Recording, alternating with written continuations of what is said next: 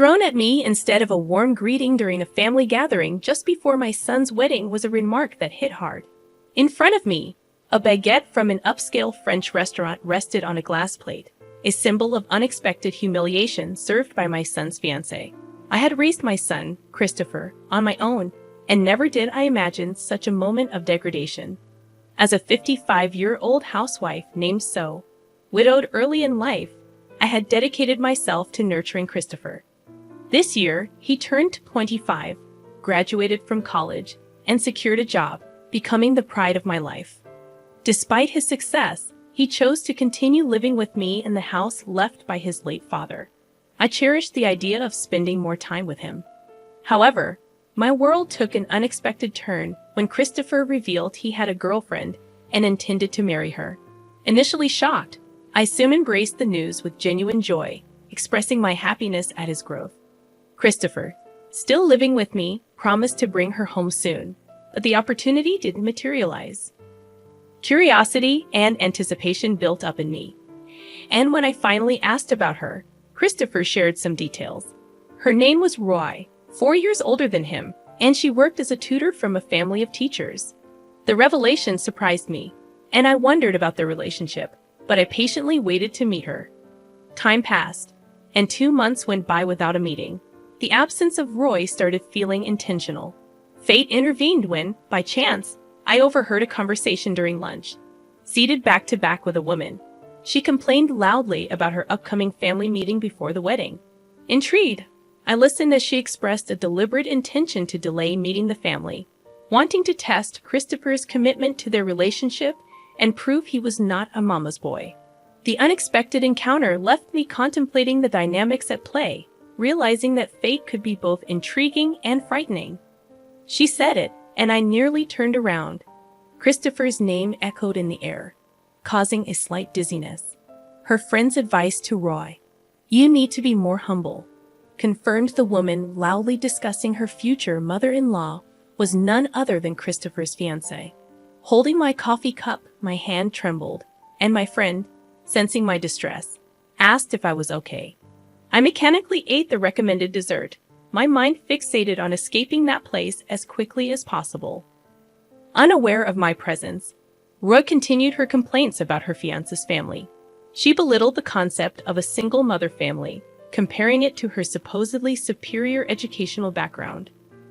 Roy labeled me a clinging mother and spoke about making Christopher abandon me after the wedding. Fear overwhelmed any anger I felt. The conflict between mother-in-law and daughter-in-law had begun prematurely. Even before the family meeting before the wedding, Roy showcased her disdain. Yet, she was the woman Christopher chose. I tried to reassure myself that there must be something wonderful about her.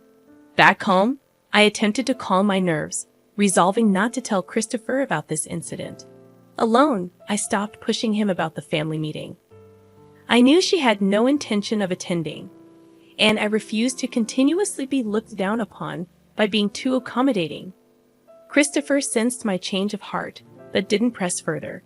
"It's okay if you're busy, whenever it's convenient for you," I told him, trying to ease his burden. The wedding plans between Christopher and Roy seemed to progress faster than the family meeting. Spotting a wedding venue brochure on the living room table, I realized the countdown had begun. I contemplated speaking up about the wrong order of things but refrained for my son's sake. Making a fuss would lead to accusations of being unable to let go or being a mama's boy. Faceless accusations that would upset me. Christopher was crucial to me, but he was an independent adult. I had refrained from interfering more than necessary, demonstrating my tolerance. One morning, Christopher abruptly announced a family meeting with the parents-in-law. They had reserved a fancy French restaurant, and he wanted me to come. The meeting was scheduled in 2 days, a sudden announcement that left me a bit irritated. Shouldn't such things be planned after matching everyone's schedules? I held back my frustration, saying, "All right, I haven't formally met Roy yet, so it's good to meet her sooner." Christopher apologized for the sudden plan, but in my mind, it was Roy and her family who should be apologizing, not him. I reassured him that it's fine. On the day of the family meeting, Christopher and I arrived at the designated upscale French restaurant. I felt a bit nervous, it being my first time at such a fancy place. Christopher chuckled, acknowledging the nerve-wracking atmosphere. As we gave our name to the staff, we were guided to a private room where Roy's family had already gathered. Roy and her mother, Mara, were present. Excusing ourselves, I'd opened the door to the private room. Seated there were Mara, exuding a definite teacher vibe, and Roy, sporting slightly flashy makeup. Her dress seemed mismatched, likely chosen by Mara for the occasion. Roy and Mara remained silent until I finished my greetings, their scrutiny palpable as if evaluating me as a lesser presence. Christopher, familiar with Mara, greeted her with "long time no see." Mara chuckled, mentioning she had been looking forward to meeting the famous mother, a slight sting in her mention of single mother. Suppressing any reaction, I played it down, emphasizing Christopher's inexperience and suggesting they take care of him. Mara, contentedly nodding, maintained an air of superiority. Her demeanor hinted at how she might treat her students and their parents, an attitude I wouldn't desire for my child. She invited me to sit, yet Roy hadn't greeted me. With reluctance, I initiated conversation, prompting Roy to respond with a mocking snort, deeming repetition inefficient. Her arrogant remark stirred anger within me, but I restrained my temper. She was the woman Christopher had chosen. I feigned calmness, acknowledging her comment with forced civility, though I felt close to my limit. Mara informed us that Roy's father would be late due to work, suggesting we proceed without him. Roy then made a seemingly innocent comment to Christopher, insinuating his lack of exposure to such lavish food due to his past poverty. Christopher, unfazed, went along with her comment. I always knew Christopher to be kind and patient, but this situation seemed beyond that. Concerns about how he navigated society started to creep in. Was he possibly being taken advantage of? A parental worry nagged at me. Ignoring the odd expressions from Roy and Mara, I suggested we enjoy the feast.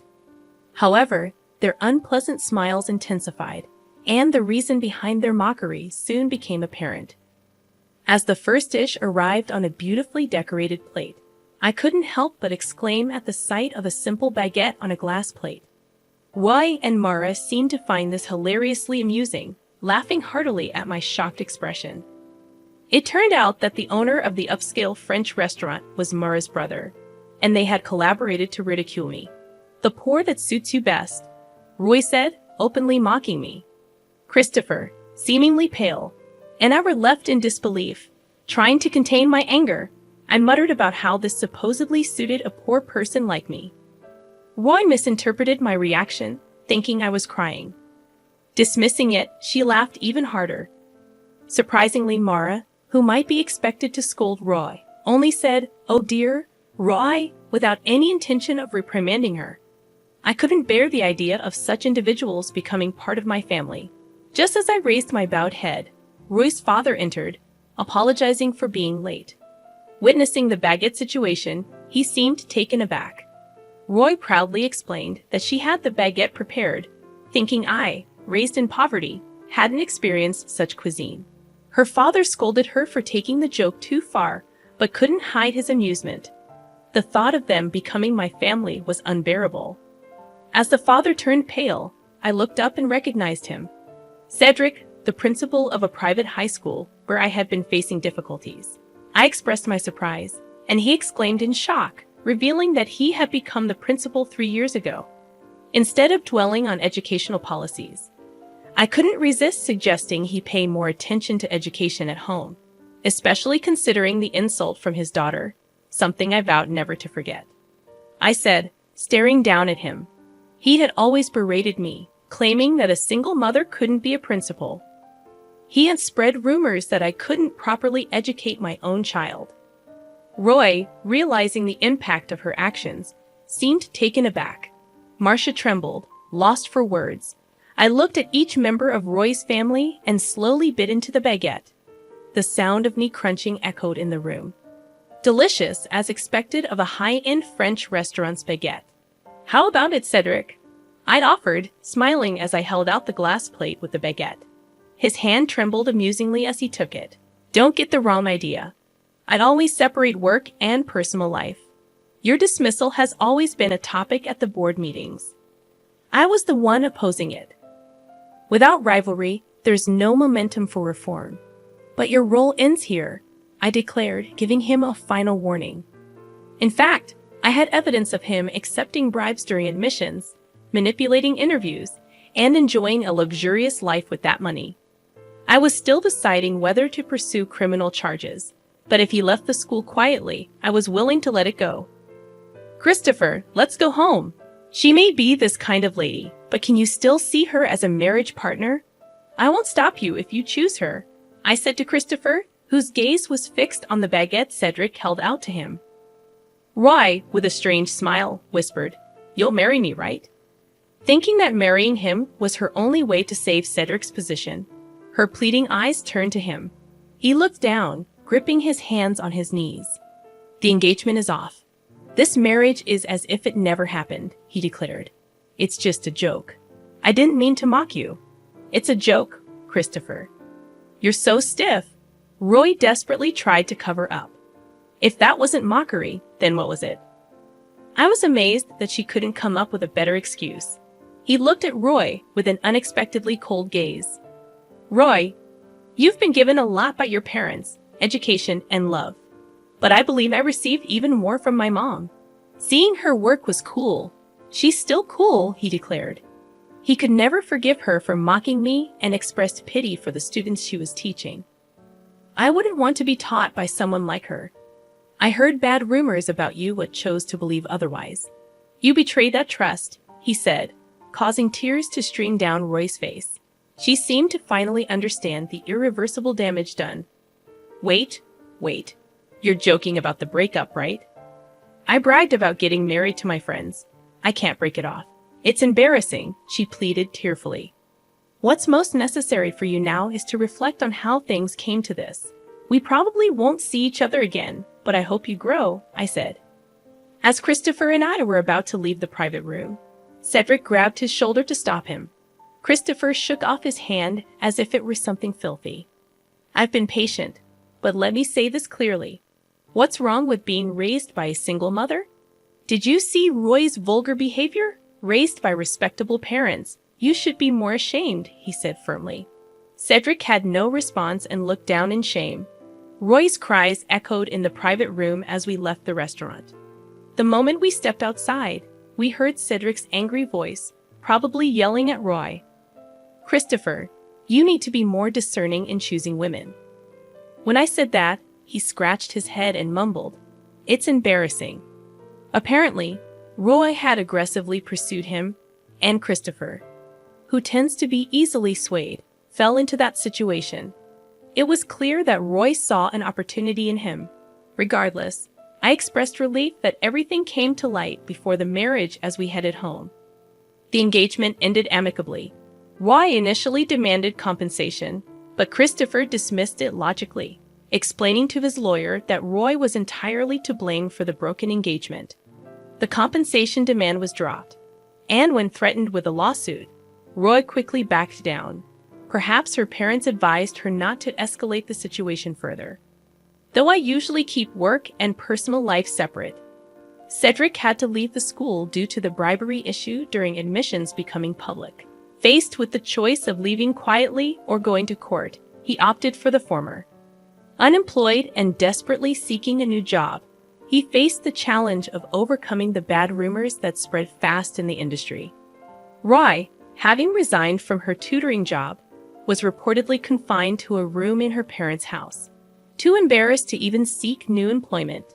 Marcia, burdened with 2 unemployed adults, was allegedly preparing for divorce, yet she couldn't maintain her previous luxurious lifestyle. She wanted to use her earnings solely for herself, citing that as her reason for divorce. A logical decision, perhaps, but one that led to the family's downfall. While I feel a bit sorry for her, I believe it's her responsibility. Sometimes after the incident, I felt genuinely happy for the first time in a while. Christopher introduced me to a wonderful woman, a single mother working at the same place as him. She has a daughter about to turn 3, And it seems she was the one who lifted Christopher's spirits after the broken engagement with Roy. She is bright and sunny, and her daughter is fond of Christopher. Despite the roundabout journey, I am slightly relieved that Christopher seems to be on his way to building a happy family. Maybe despite the challenges, I'll even become a grandmother.